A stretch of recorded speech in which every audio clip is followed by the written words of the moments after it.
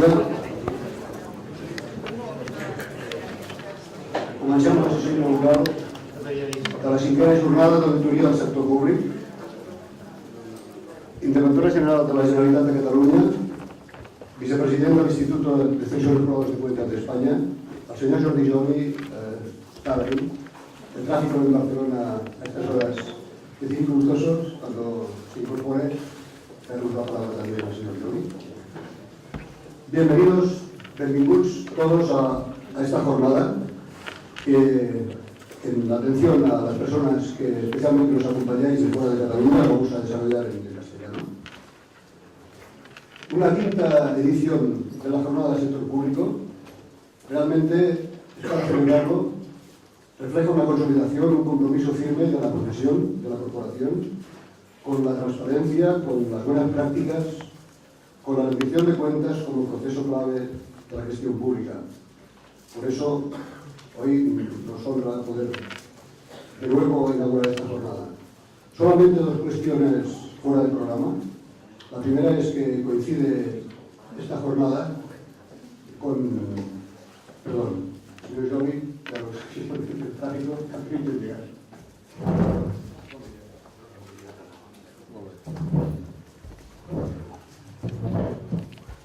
Para acabar la presentación inicial, benvingut, gerent d'Economia, Empresa i Ocupació de l'Ajuntament de Barcelona. Decía que dos cuestiones fuera del programa. La primera, de cara al colectivo de colegiados y colegiadas de esta institución, celebrar que es la primera oportunidad, como pasó hace 4 años la primera jornada de auditoría del sector público, coincide el periodo electoral en que ha habido una reelección por parte del colectivo y me honra presidir de nuevo este colectivo durante un mandato de 4 años y en nombre del Consejo Directivo y el mío propio agradecer la confianza que de nuevo habéis depositado en nosotros y que intentaremos no defraudar. La segunda nota fuera del programa sería para también los colegiados y colegiadas, que como sabéis hay un concurso oposición de acceso a la profesión que se hizo el examen en el mes de diciembre con mucha expectativa de conocer cuál es el resultado. Finalmente esta mañana van a ser publicadas las calificaciones. Esta otra noticia que para el colectivo es importante.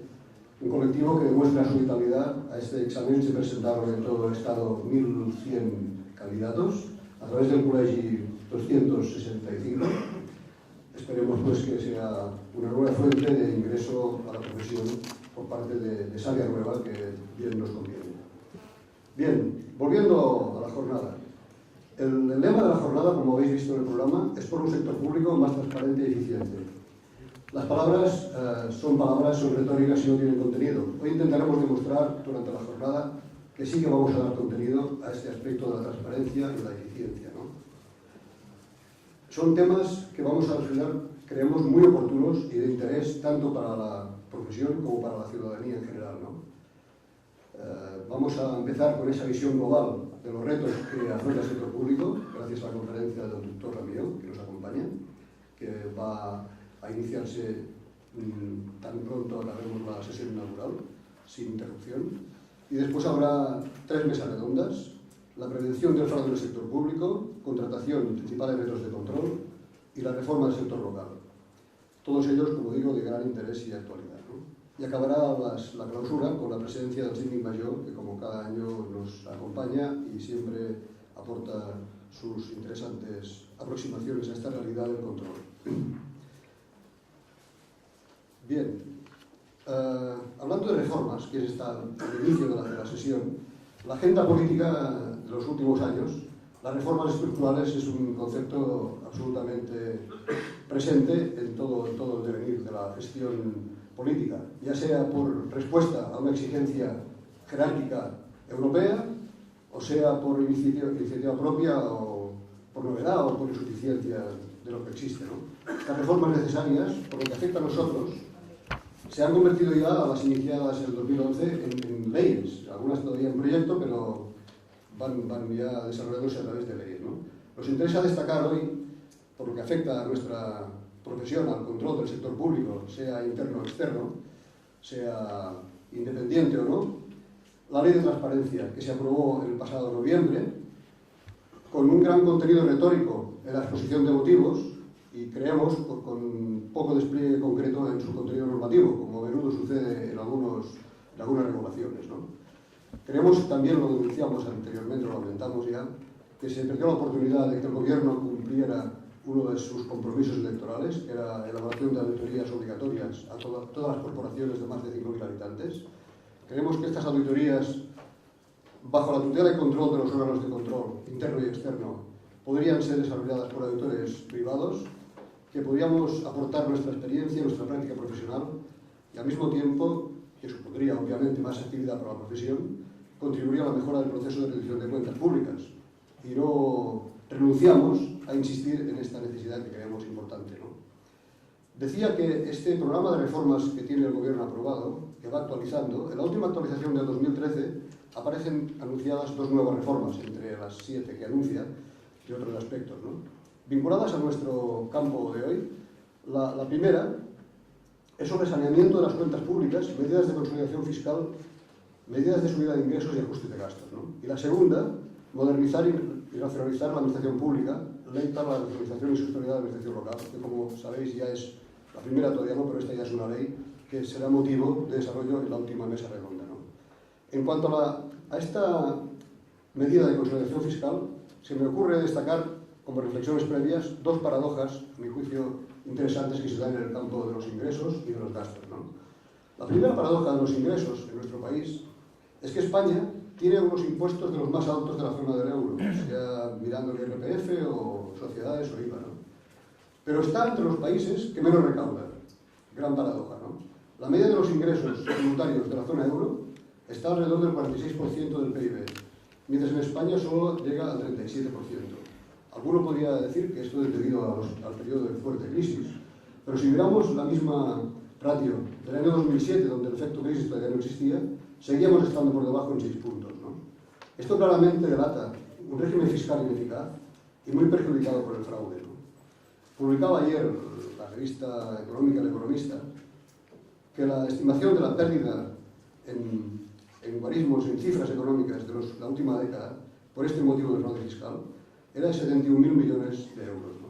Son cifras que claramente deberían preocupar a quienes gestionan los recursos públicos, ¿no?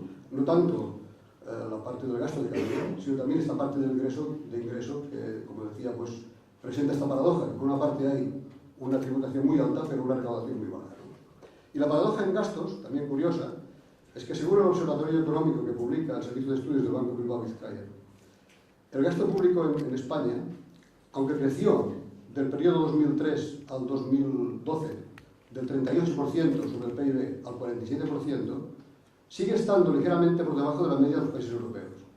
O sea que, viendo, por ejemplo, los vecinos del norte más inmediato, gobernados por un paisano del barrio de Horta, Manuel Valls, ellos llegan al 56%. O sea, allí sí que todavía tenemos recorrido si queremos compararnos con ellos, ¿no? Pero esa circunstancia, repito la paradoja, en que el gasto público en España estamos por debajo de la media europea, contrasta cuando se analiza la composición del gasto público. Se observa que el peso de la remuneración de asalariados y de los consumos intermedios sobre el total es superior en España que en la media europea. Otra paradoja, ¿no?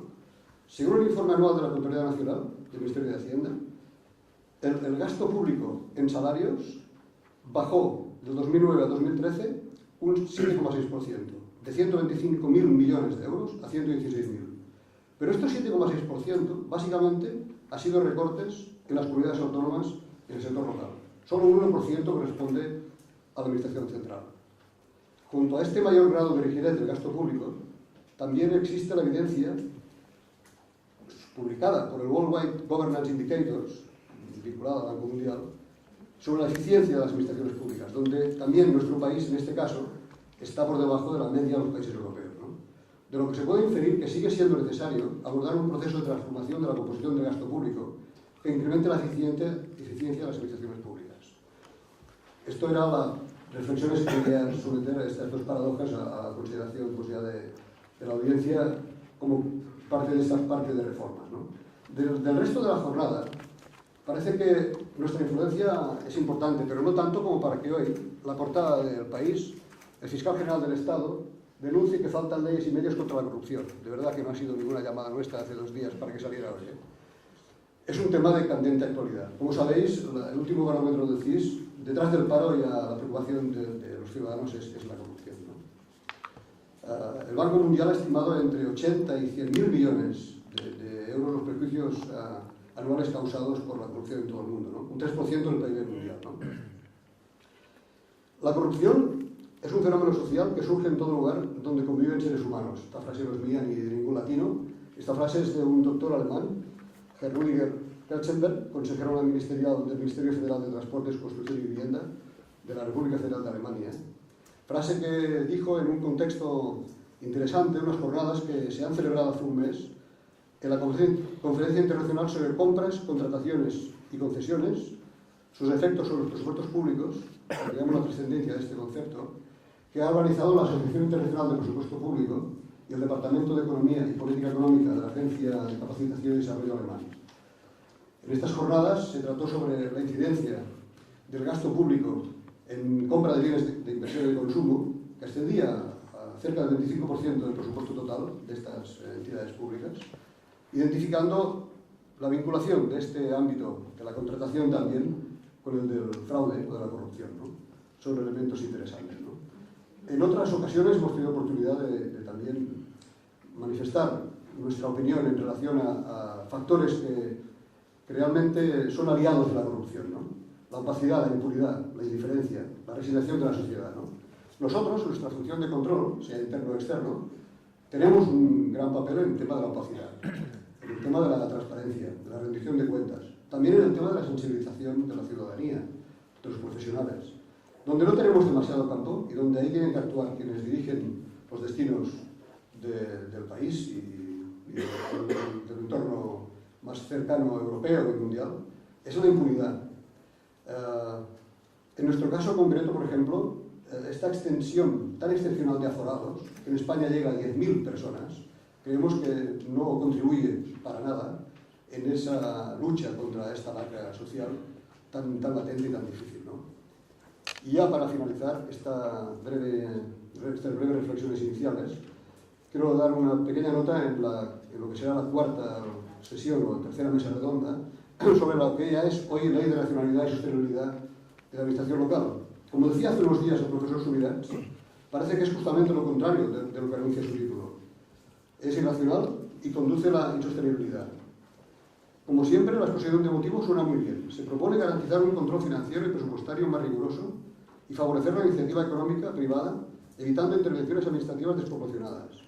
Algo tendrá esta norma, que más de 2.000 municipios han hecho un recurso contra ella. Realmente los que somos partidarios de la proximidad, de la subsidiariedad, estamos en cierta crisis viendo esta norma, ¿no? Prima mucho más el concepto de que parece que la eficiencia se asocie a lejanía, no a proximidad, ¿no? Y esto también nos preocupa, ¿no?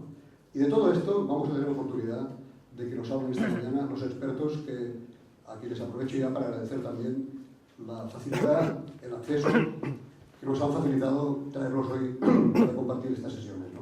Y ya sin más, doy la palabra al señor Jaume Carreras, vicepresidente del Instituto de Juzgados de Cuentas de España. Jaume, com vulguis. Molt bon dia a tothom. Buenos días. En primer lugar, quiero felicitar al Colegio por el éxito de organizar estas jornadas del sector público que ya llegan a la quinta. Y en segundo lugar, agradecer la invitación en representación del Instituto de Censores Jurados de Cuentas de España a estas sesiones. Gracias, señor presidente. Es sugerente y de una rigurosa actualidad el lema de esta sesión, por un sector público más transparente y eficiente. Tanto del lema general como de las distintas sesiones se desprende el interés y la preocupación del Colegio por la transparencia en el sector público, haciéndose eco, y no podía ser de otra manera, del sentir general de muchos ciudadanos. Pero en nuestro país existe una paradoja muy curiosa. Mientras la empresa privada está regulada y controlada por la Ley de Sociedades de Capital y la Ley de Auditoría de Cuentas, que obliga a la mayoría de ellas a someterse a auditoría externa, con una clasificación de entidad de interés público, con una exigencia y clasificación que son de las más estrictas de Europa, que nos llevan a la conclusión de que posiblemente España pueda ser el país que tiene más entidades de interés público de la Comunidad Europea. Enhorabuena, en algo podemos ser los primeros en Europa. Pero la paradoja que les decía es de que mientras existe una gran regulación en el sector privado en cuanto a transparencia, existe un informe del año 2011 que pone de manifiesto que solo el 11% de las entidades del sector público sometieron sus cuentas a auditoría externa. Y, además, la memoria del Tribunal de Cuentas de España del año 2013 pone de relieve que el 31,09% de las entidades de los organismos locales del sector público local, el 31,09% no remitieron al 31 de diciembre de 2013 las cuentas anuales del año 2012. Y de estas entidades que no remitieron cuentas, y no hablamos de fiscalizar, de revisar, simplemente remitir, la mayoría de ellas son municipios con una población superior a 50.000 habitantes. Estas entidades que no remitieron sus cuentas al Tribunal de Cuentas, estas sí que son entidades de interés público y no la gran mayoría de empresas privadas que por la clasificación de la ley de auditoría son de interés público. Ya en el año 2010 se publicó el Plan General Contable que equiparaba las normas de registro y valoración del sector público a las NICs, reduciendo con ello las diferencias que había entre los registros y criterios de valoración del sector privado a público. Además, la resolución de 18 de febrero de 2014 abre la adaptación de las normas de auditoría del sector público a las normas internacionales de auditoría. No obstante, si esto es un avance, queda un largo camino a recorrer, en el cual los auditores externos tenemos un gran papel a hacer y a colaborar si se nos requiere para ello. El Instituto de Censores Jurados de Cuentas de España y el Colegio, desde hace años, organizan seminarios y cursos específicos del sector público. Los miembros del Instituto y del Colegio están plenamente capacitados para por sí mismos o en colaboración con las distintas intervenciones del Estado revisar las cuentas de las entidades públicas. Los medios existen, solo falta la voluntad de utilizarlos y ahí está la clave. No obstante, ustedes no han venido aquí a escuchar mis apreciaciones, sino que han venido aquí a escuchar los expertos de las distintas ponencias, por lo cual, en esta introducción solo me queda desear que esta jornada sirva para acelerar el proceso de transparencia de las cuentas públicas que tanto necesitamos. Muchas gracias. Muchas gracias, Jaume. Tiene la palabra el senyor Jordi Joli, gerent d'Economia, Empresa i Ocupació de l'Ajuntament de Barcelona. Moltes gràcies, senyor Daniel Faura, senyora Mireia Vidal, senyor Jaume Carreras. Moltes gràcies per la invitació a l'Ajuntament de Barcelona a aquesta inauguració i aquesta arrencada de la interessant i necessària jornada com aquesta, la cinquena, no? Que ja veniu realitzant amb una temàtica que cada dia doncs, és més i més important. Disculpeu, millor en castellà, no? Sí, perquè hi ha gent de fora. Sí, disculpeu. Dit això, y hechos los agradecimientos a una cuestión y una jornada que es de evidente valor por la situación general, por donde venimos y por donde tenemos que ir. Y en nombre del Ayuntamiento de Barcelona, pues para nosotros no deja también de ser una oportunidad, una vez más, para poner en valor aquello que desde hace muchísimo tiempo debería estar en valor, y yo ahora no hablo en ningún caso bajo el prisma concreto de la institución pública Ayuntamiento de Barcelona, sino hablo en un marco general, porque si alguna cosa me gustaría aportar como opinión de debate o generador también del mismo en esta introducción, es que esto es un tema cultural. esta es una cuestión que intentamos interiorizar mucho en el modelo de gestión que se está implementando en el Ayuntamiento de Barcelona, sobre todo tener en cuenta cómo es de importante la gestión pública, cómo es de importante la profesionalización del sector público, cómo es de importante que esto sea un tema político, porque esto es política. Aquí vamos, seguramente veréis que se tratarán, como no puede ser de otra forma, temas eminentemente técnicos y eminentemente de detalle del sector de la auditoría, del control interno, el control externo, de las intervenciones, etcétera, etcétera, hablando del sector público concretamente. Pero esto va mucho más allá, y para solucionar todo esto, cuando hablamos de corrupción, cuando hablamos de tomar medidas al respecto, cuando vemos cómo son las leyes, que yo no voy ahora a comentar si son buenas o malas, yo creo que seguramente quieren resolver aquello que debería estar resuelto desde hace mucho tiempo. Y cuando uno legisla tarde, pues pasa lo que pasa. Milagros son difíciles de conseguir. Las leyes deben estar para asentar aquella organización o aquel orden necesario para que las cosas funcionen y para que no hayan problemas de futuro. Cuando esto un país, una estructura administrativa no lo realiza, pues ahí se va generando a tiempo, no lo realiza a tiempo, pues ahí se va generando un caldo de cultivo difícil de controlar. Conclusión, ¿dónde voy a parar? Yo el mensaje fundamentalmente es esto va de cultura, va de mentalización, de que esto es fundamental para un país, para una economía. Esto no es solo una cuestión de gestionar bien los recursos públicos, que por descontado lo es que de ello depende el crecimiento económico de un país y de una economía. De esto depende una cosa que es fundamental, que es la confianza. Un país que tiene ahí una nube que ronda, que puede ser la corrupción en el sector público y en las finanzas públicas y en la ineficiencia y en la mala gestión de los recursos públicos, esto es una bomba nuclear contra las posibilidades de la confianza, y la confianza quiere decir inversión, la confianza luego hablamos de innovación, hablamos de crecimiento económico, hablamos de tecnología, hablamos de ciudades inteligentes. No se puede hablar de todo eso sin confianza, y para tener confianza hay que predicar con el ejemplo. Y predicar con el ejemplo no se hace solo con leyes. Con leyes se pueden hacer muchas cosas, pero a la gente no se la pone en valor o no se la motiva o no. Las cosas hay que interiorizarlas.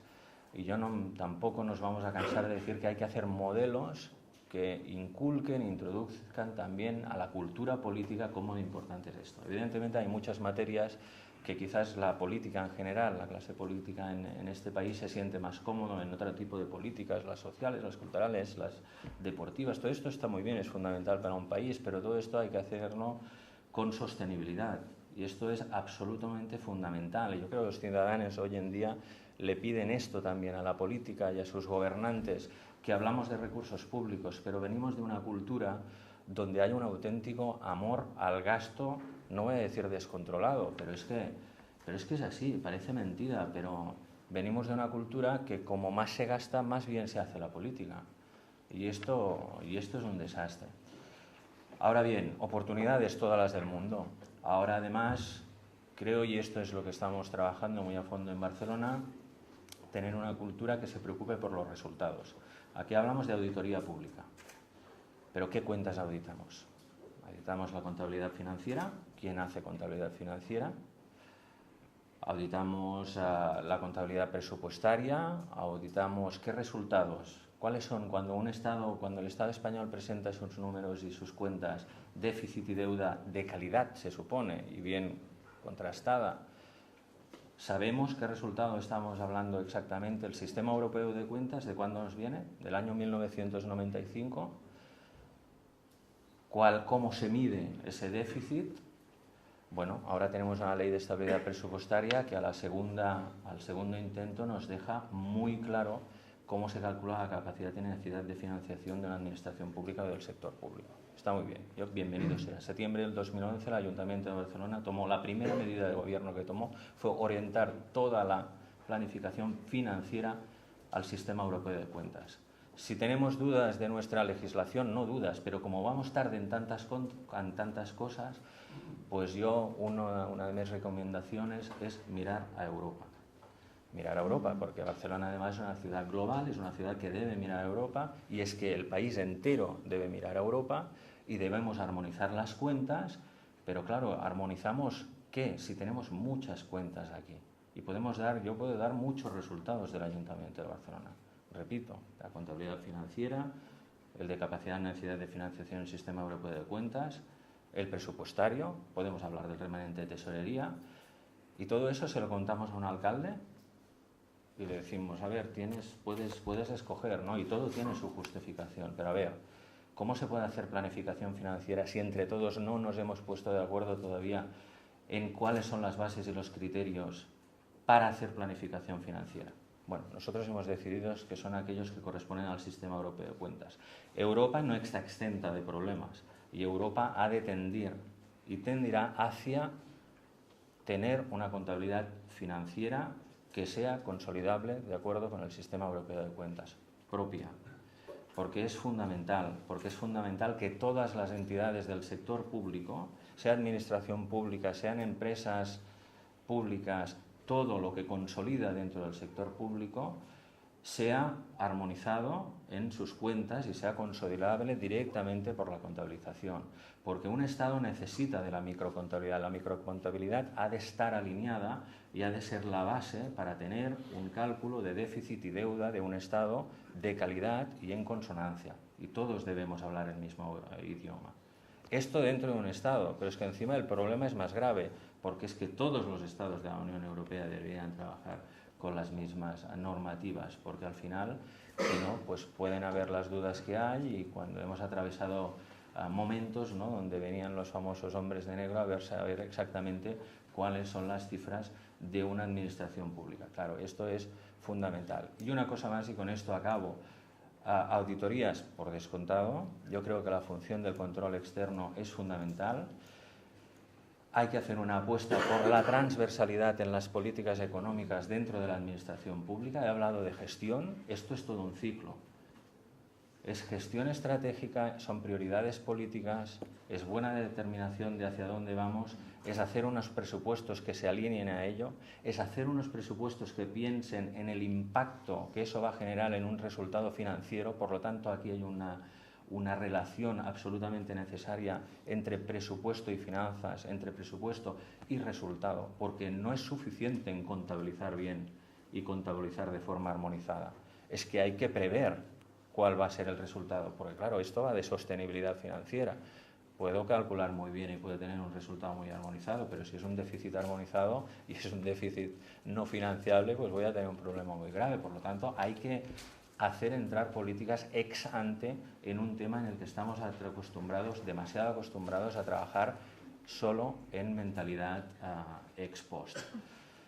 Bueno, en definitiva, todo ello, por lo tanto, pide ver las cosas con anterioridad, no solo depender del control ex post por una cuestión de preservar aquello que se hace mal, por descontado que sea la preservación de la corrupción, solo faltaría, pero a mí me gusta ver esa auditoría o necesitar la auditoría como un auténtico valor. En Barcelona la necesitamos como un valor, porque ya interiorizamos el hecho de decir la orientación está clara y el resultado ha de ser este. Desde el primer momento se hacen los presupuestos, se hacen las políticas públicas, y luego esas cuentas que presentamos delante de la ciudadanía y buscamos la máxima liquidez, y por eso ponemos tanto énfasis en el indicador del pago a 30 días y demostrar a la ciudadanía, al sector económico, que la administración pública en Barcelona paga menos de 30 días. Todo eso llegas a la necesidad, además, para crear confianza, decir, y esto ha de estar auditado. Y esto lo presento con el control interno, con los órganos de control interno, porque hay transversalidad, porque hay una intervención que hace un trabajo a fondo, del cual necesita también de esa auditoría externa que le da valor, y conjuntamente necesitamos presentar las máximas garantías de control interno, de control externo, con las auditorías correspondientes, y además, encima, para terminarlo, con los controles de las agencias de rating de Standard & Poor's, Fitch y Moody's. Para nosotros eso no es un mero control, que lo es, sino es un valor añadido para certificar y dar confianza. Creo que tenemos un camino enorme a recorrer.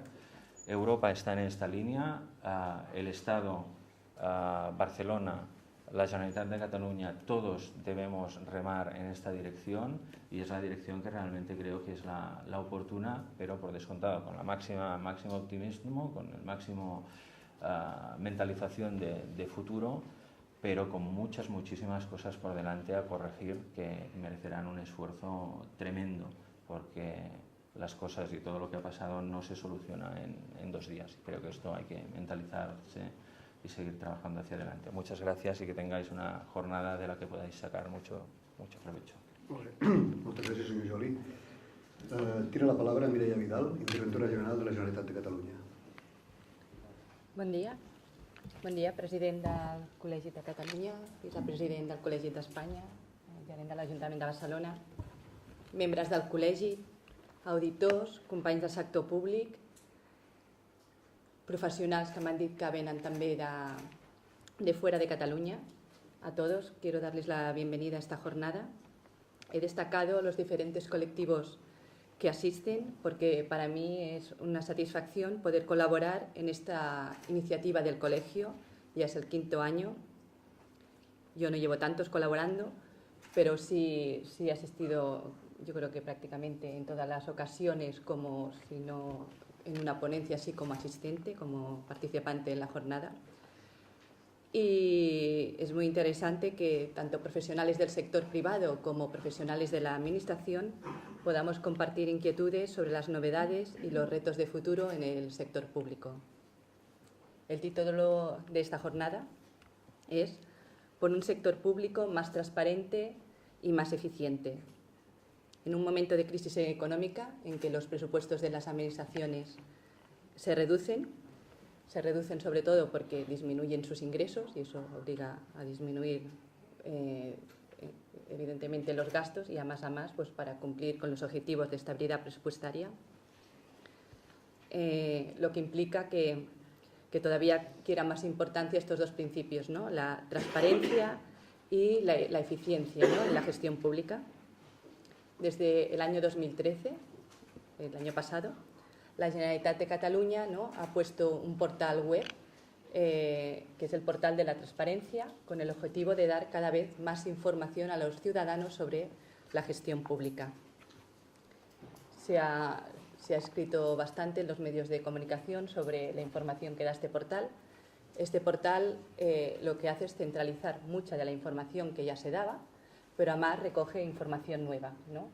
Entre la información nueva que se recoge, lo que más ha llamado la atención a los medios de comunicación, ¿no?, es el tema de las retribuciones y variaciones patrimoniales de los altos cargos, qué dietas cobran en los consejos de administración.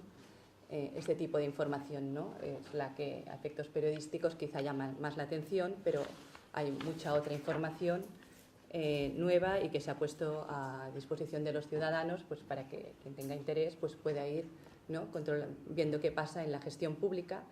Y cada vez la intención es ir ampliando, ¿no?, es el primer año y se va a ir ampliando toda esta información que se da en el portal. Como intervención general, a nosotros la información que nos afecta es toda la relacionada con la transparencia económica y financiera. Ya la intervención general, desde el año 2009, ya venía publicando mucha de esta información. Ya se publica desde el 2009 la cuenta general de la Generalitat, que es como las cuentas anuales de la Administración de la Generalitat de Cataluña. Mensualmente se publica la ejecución mensual presupuestaria. También se publica el cumplimiento de la estabilidad presupuestaria en términos SEC 95. Este año ya será en términos SEC 2010, ¿no?, que es el déficit mensual, ¿no?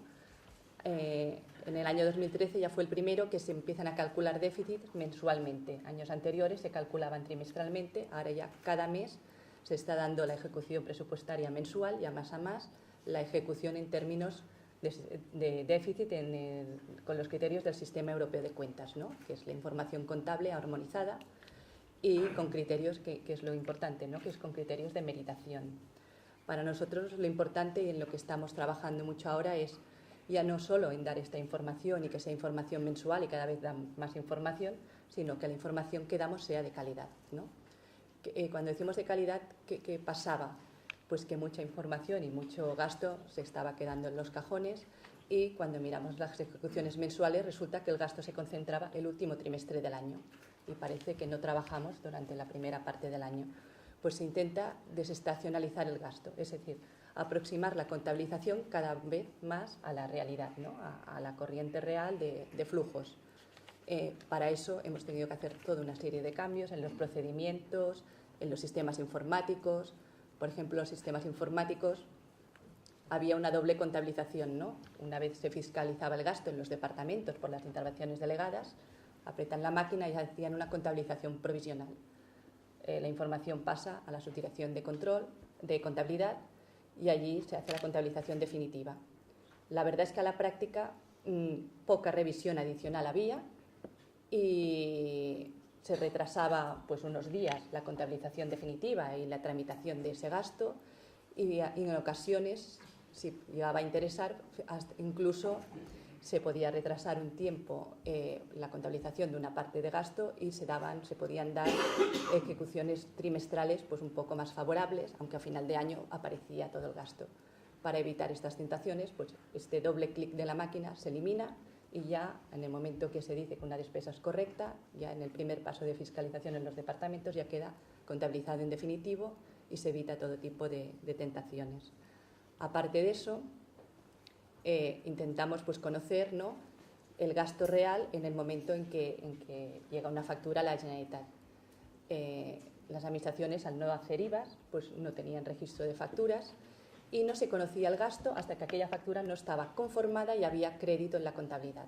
Para evitar eso, lo que hemos hecho ya es, el año pasado ya se empezó, se crea un registro de facturas, de manera que cuando llega la factura a la administración ya la intervención tenga conocimiento y no haya que esperar a que se conforme, a que haya crédito, sino que haya crédito o no, ya se tenga conocimiento del gasto, quede registrado y se pueda ir haciendo medidas y hablando con los gestores de qué pasa con las facturas que no se tramitan, que se retrasan. Incluso si hay gastos que no llegan, se hacen previsiones en los gastos más sensibles, se intenta hacer previsiones de cuál será el gasto a final de año, cuál es el crédito y se va haciendo reuniones mensuales con los departamentos afectados para que nos expliquen qué medidas están tomando, ¿no?, para que a final de año pueda caber todo el gasto en función del presupuesto que tengan y no que nos aparezcan en el último trimestre aquellos gastos más sensibles que nos presionan a incrementar el presupuesto, ¿no? Sino todo esto ya lo vamos trabajando a lo largo del año para que no nos pase. Se ha creado este registro de facturas, cada vez se va perfeccionando y este año, desde enero de 2014, en la web de la Generalitat, en lo que es el apartado en el Departamento de Economía y Finanzas, en el apartado de Tesorería y Pagos, hay una consulta, que es la consulta del estat de pagament de documents, y en esta consulta una empresa, si tiene su certificado digital, se acredita y puede bajarse en un Excel todas sus facturas o puede consultarse una factura concreta. Y este año, pues en esta consulta, que ya existía, hemos ampliado los campos de información y un proveedor puede ver en qué fecha la administración ha contabilizado aquella factura en su registro. Es decir, un proveedor sabe perfectamente si él ha presentado una factura a la administración y la administración tiene constancia de que esta factura está registrada y ha iniciado su tramitación y a partir de allí empieza a contar el periodo medio de pago. Con lo cual, uno puede ver si se tramita su factura o no. En caso de que no se tramite, puede llamar al órgano gestor y decirle: mi factura, ¿qué pasa? No aparece. Con lo cual ya el propio proveedor tiene una información y puede empezar a presionar a la administración para que le tramite aquella factura. La factura ya no solo damos información de que la factura ha entrado en el registro, sino que también aparece la fecha en que el órgano gestor conforma aquella factura. Dice: el gasto es correcto, y aparece en la web también cuando le han conformado la factura, o si la factura no es conforme y le han rechazado aquella factura, pues también se comunica en la web, ¿no?, que aquella factura está rechazada por algún motivo. Otro paso que también informamos este año y que nos informaba es, una cosa es que la factura esté conforme, pero si no hay crédito no la podemos contabilizar. Pues si aquella factura, la fecha en que se contabiliza, todos los estados de la factura, el proveedor la puede ir siguiendo a través de la web. Si se contabiliza esa factura, pues el proveedor lo puede ver. Si la factura está conformada y no le aparece nunca la contabilización, es que esa factura está parada su tramitación y puede pedir explicaciones, ¿no? Una vez ya la factura se contabiliza, bueno, ya continúa toda la información como era en años anteriores, ¿no? Ya puede seguir toda la tramitación y ver si se planifica el pago, si no se planifica, en qué fecha está pagada, etcétera, ¿no? Lo que se intenta es dar más información, ¿no? para que el proveedor, que es el principal afectado, pues pueda seguir toda la tramitación y pueda, ¿no? pueda insistir y pueda gestionar con el órgano gestor, ¿no? qué es lo que está pasando con su factura. Bueno, nosotros pensamos que de esta manera, la calidad de la información, nosotros tendremos información mucho antes, cuando demos información mensual será más real, introducimos criterios de meritación, es decir, aquellas facturas que se están tramitando y todavía no han llegado a la contabilidad, pues ponemos previsiones de gastos en las estimaciones y en las ejecuciones mensuales a la hora de calcular el déficit, de manera que el déficit no se hace solo con el gasto contabilizado, ¿no? sino con gastos estimados, sobre todo en el ámbito de salud, que hay gastos muy importantes, pues aquel gasto del mes que todavía se está tramitando y mientras se conformen las facturas pues no han llegado a la contabilidad, pues ya se incluyen, ¿no? en las estimaciones de déficit mensuales. De cara al año que viene, ahora que estamos todos trabajando con facturas en papel, nos ayudan mucho todos los cambios legales que se están produciendo, ¿no? y ya para todas las administraciones se va a obligar a que todo aquel gasto como mínimo superior a 5.000 euros se presente factura electrónica. Para nosotros es un cambio importante, que ya nos estamos preparando, pero es una ventaja porque tendremos la factura, ¿no?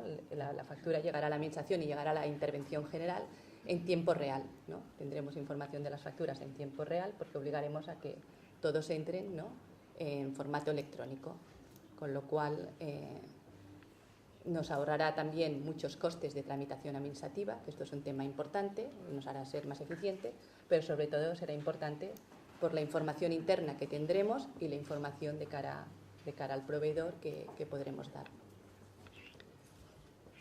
No me quiero extender más, ¿no? Lo que quería decir es que se trabaja desde la intervención para mejorar la calidad de toda aquella información que damos, en el sentido que cuanto más calidad y mejor información y más transparente sea, obligará a los gestores públicos a ser más eficientes, porque tendrán que dar más explicaciones a los ciudadanos.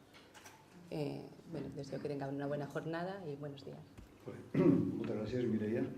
Bien, reitero el agradecimiento a todos los que nos han acompañado, que tan amablemente han hecho un hueco en sus agendas apretadas, superando dificultades del tránsito matutino, que son absolutamente asumibles, y en prueba de este agradecimiento simbólico os pediría un aplauso para todos ellos.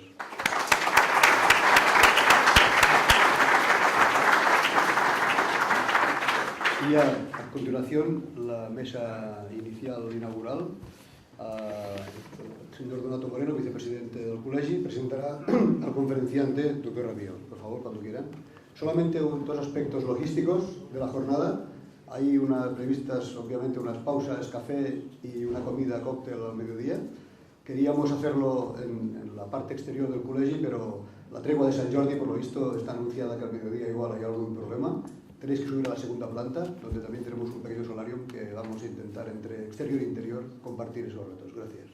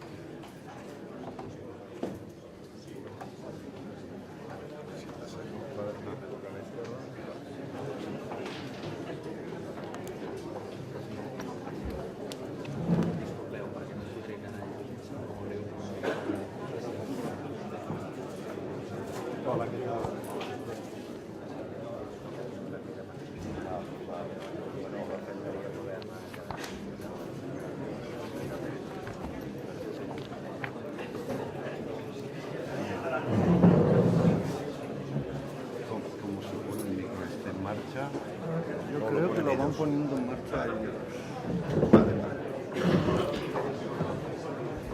Mónica, el micro lo ponen en marcha desde... Están todos activados a la vez. Vale.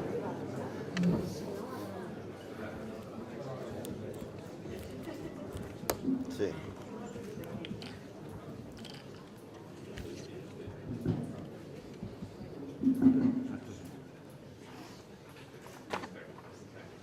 Bueno. Buenos días a todos. Después de estas fantásticas intervenciones en la sesión inaugural, que agradecemos a todos los ponentes, empezaremos rápidamente, ya que empezamos a ir un poquito justos de tiempo.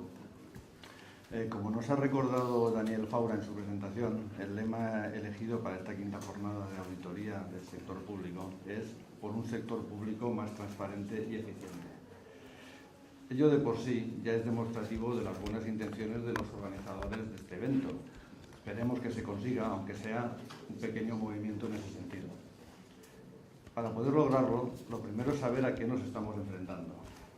Para ello, para que nos ilustre sobre el tema, tenemos el honor de contar hoy con nosotros con el doctor Carles Ramió, que nos dictará la conferencia inaugural en la que nos dará su visión global sobre los principales retos del sector público, en la que disertará sobre los problemas y retos actuales de la administración pública en este contexto de crisis económica, política y social.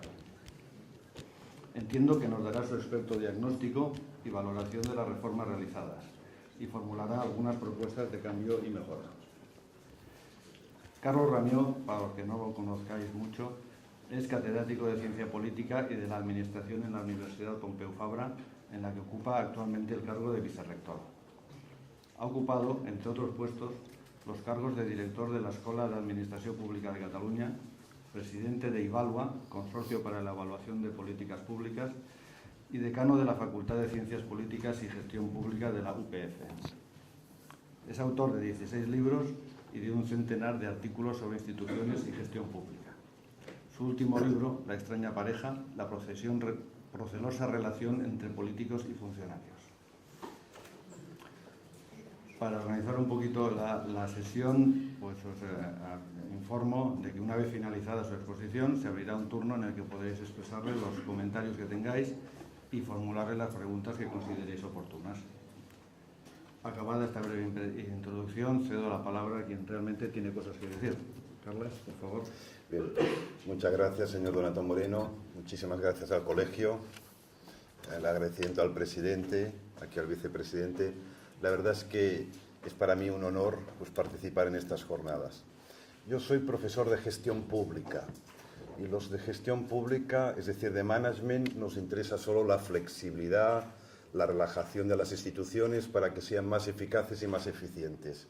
En principio, los de mi oficio nunca han tenido mucha complicidad con auditores, con interventores, sea de la administración local, de la Generalitat de Cataluña o del propio Estado, y quizás sí más con síndicos, el todo control ex post que ya nos gusta más, con síndicos en los tribunales de cuentas.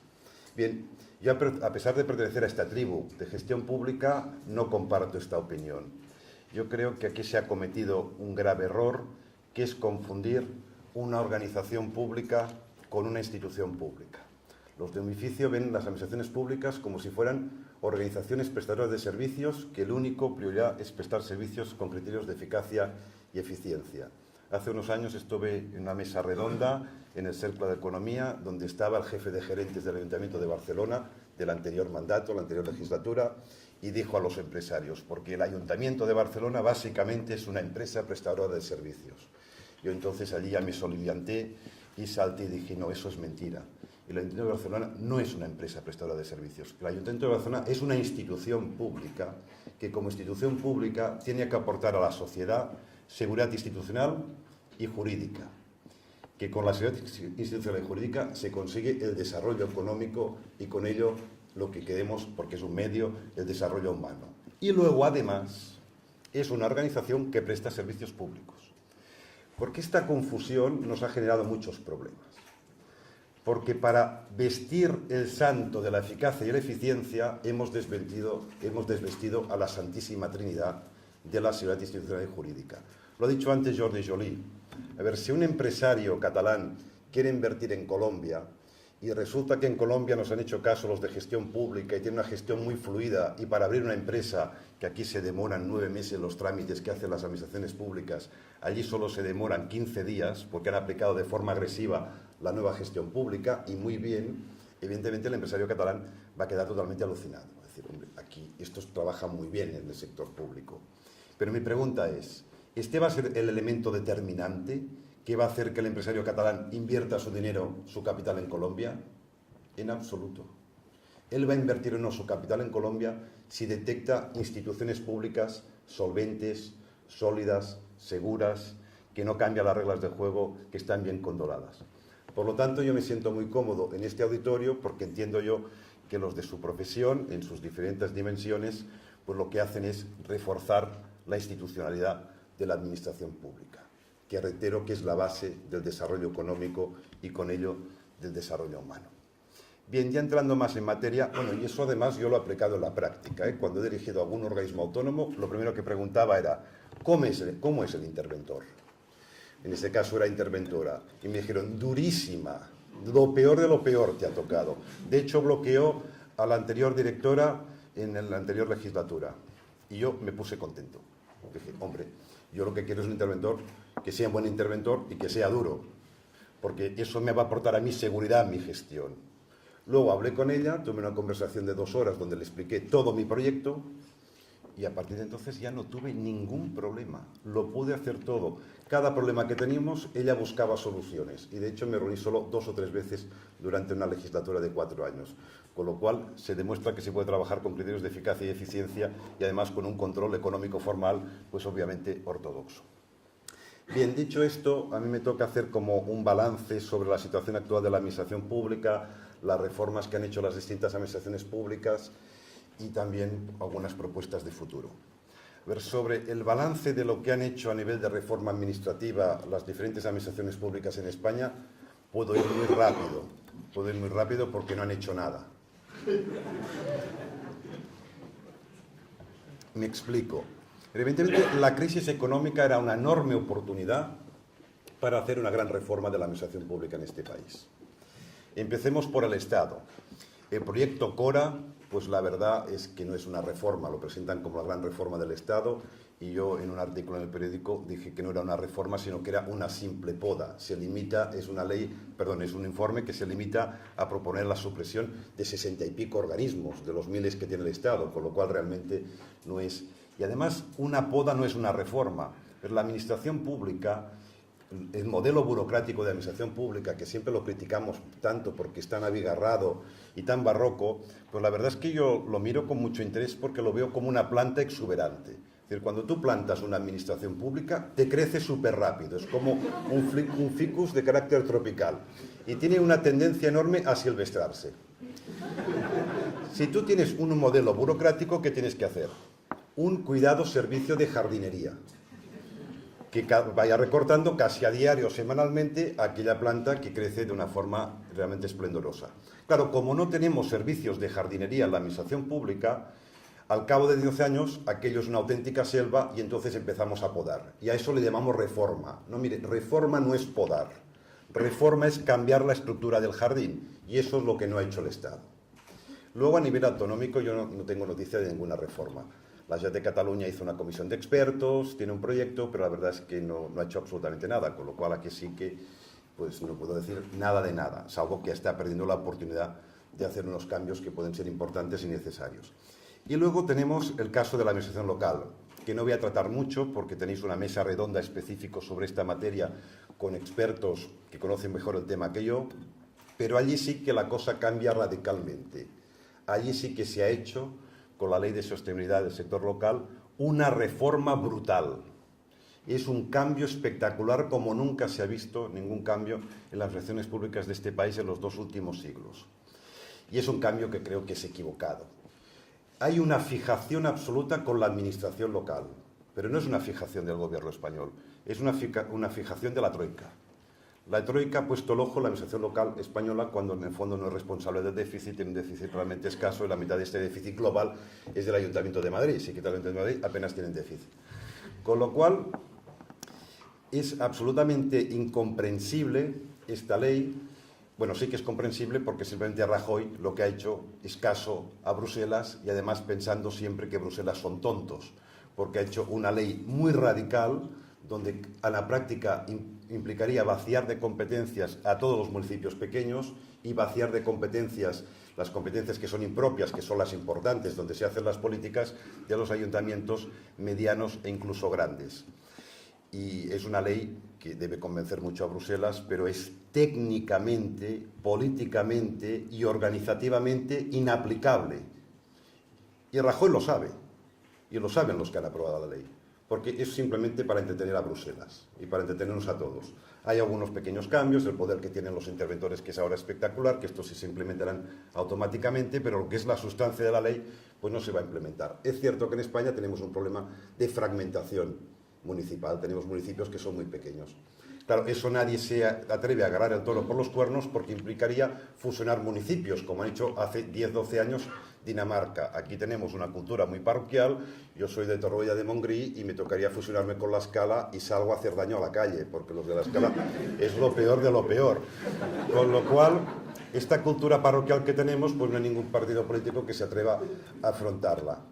Ahora bien, cuidado, quizá no todo lo tenemos que medir en términos de eficacia y eficiencia, si miramos la participación política, porque cuidado que aquí en España no solo tenemos una crisis económica, sino tenemos una gravísima, todavía más grave crisis social, crisis política y crisis institucional, pues resulta que los ayuntamientos pequeños, ahora que cada elección la participación baja más porque hay una gran desafección política, pues en los pequeños municipios la participación va subiendo en todas las elecciones. Es decir, en estos pequeños municipios se ha creado una complicidad extraña entre el sector público, entre la política y la sociedad. Quizá esto vale la pena cuidarlo. O quizá otro elemento. A ver, Alemania, que es quien nos impone sus reglas, tiene una administración local todavía más fragmentada que la nuestra, como la francesa, y todavía más caótica que la nuestra, y no la toca, ni se ha planteado tocarla. Por lo tanto, ese tema de estas reformas locales son ciertamente discutibles. En todo caso, lo de la ley es que yo creo que no vale la pena ni hablarlo porque sencillamente no se va a implementar. Esta es mi hipótesis. Y más cuando el principal partido de la oposición dice que lo primero que hará cuando gobierne es cambiar la ley. Estas leyes estructurales, si no hay complicidad entre los dos grandes partidos, pues sencillamente no se pueden aplicar. Porque ¿cuáles son los problemas que tiene la administración pública? Aquí, casi en algún papel y en alguna conferencia hago el chiste de que hemos descubierto que la administración pública tiene problemas sexuales, porque resulta que el tamaño sí importa. Toda la discusión que hay sobre la administración pública es sobre el tamaño. Hay demasiados niveles, pues mira, hay los normales, porque si todos los países tienen 3 niveles y una administración local compleja. Y luego donde hay unanimidad es que hay excesivos empleados públicos. Bueno, pues yo tampoco lo tengo claro, porque si miras datos comparados estamos en la media europea y un poco más bajo de la media europea. Nosotros tenemos menos empleados públicos por habitante que Gran Bretaña, después que Gran Bretaña haya implantado 30 años muy neoliberales contra el sector público y de reducción a la administración pública. ¿Qué pasa? ¿Que queremos tener menos fortaleza que la administración pública británica, que se ha quedado bastante raquítica? Por lo tanto, yo eso lo discutiría. En todo caso, el tamaño, la dimensión, no creo que sea el problema más importante. Yo creo que tenemos un problema que es más importante y es en la mala cultura política que hay en este país en relación a la administración pública. Tenemos unos partidos políticos y unos líderes políticos, y aquí sí que digo todos, que no tienen ninguna agenda sobre qué hacer con la administración pública como organización. Tienen agendas muy ricas y muy interesantes a nivel de políticas públicas sectoriales. Pero qué hacer con la máquina que implementa las políticas públicas, eso nadie tiene agenda ni sabe qué hacer. Lo encuentran complejo, lo encuentran aburrido, lo encuentran incluso peligroso a nivel político. Y luego además hay poca complicidad con la administración pública por parte de la clase política.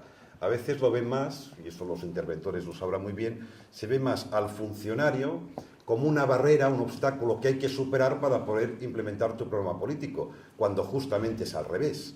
Es tu aliado y la persona que te va a ayudar a implementarlo, como yo hice con la interventora en este caso. Tenía un proyecto y la busqué como aliada y a partir de aquí, con su conocimiento y su expertise, pudimos impulsar el proyecto político que quería hacer en aquella institución. Bien, mala cultura política, pero cuidado. Yo cuando era director de la escuela organizaba unas jornadas de gobernanza y todos acabábamos, 200 y pico personas, casi todos eran subdirectores generales, y acabábamos todos con el mantra, la culpa es de los políticos, y siempre echamos la culpa a los políticos, y es verdad. Pero cuidado, también la culpa es de los funcionarios. Yo hablo como funcionario porque soy funcionario de carrera de toda la vida. Porque también hay una mala cultura administrativa. Los funcionarios y empleados públicos en general, en los últimos años nos hemos relajado. Hemos tendido a maximizar mucho nuestros derechos, y mi colectivo en este caso es extremo, léanse privilegios para la sociedad, y en cambio hemos intentado minimizar mucho nuestras obligaciones. Yo pongo un ejemplo de que primero empecé dirigiendo como decano y vicerrector, que lo fue en otro periodo, a profesores. Y me di cuenta que los profesores universitarios estaban totalmente asilvestrados. Pero bueno, es una fauna muy particular, que me la conozco muy bien porque yo pertenezco a ella y no le di mucha importancia. Luego ya me tocó dirigir a PAS, personal de administración y servicios de la universidad. Y me di cuenta que estaban igual de asilvestrados. Lo que pasa que, claro, dije, bueno, estos como conviven con los profesores se han contagiado. Y luego cuando ya pasé a una administración que yo decía civil, porque era la de Cataluña, donde no había un solo profesor, me los encontré igual de asilvestrados. Con lo cual entonces me empecé a preocupar conceptualmente. Claro, porque me di cuenta que los empleados, los funcionarios no tenían una agenda, tenían 4. Tenían la agenda profesional, que era lo que yo controlaba como director. Tenían la agenda paraprofesional, a ver, son funcionarios los que tenía que eran exitosos profesionalmente, reconocidos, todos eran profesores asociados en la universidad, hacían conferencias, publicaciones, etc. Cuidado, todo legal y legítimo y además muy prestigioso para mi propia institución. Luego tenían la agenda, como todo el mundo, familiar de conciliación. Y luego había una cuarta agenda muy rara que yo le llamaba la agenda familiar institucional, porque habían establecido entre ellos como unos lazos familiares. Mira, ahora en el mundo de la globalización ya nada dura toda la vida, todo cambia. Pero a mí solo se me ocurren 2 cosas que duran toda la vida.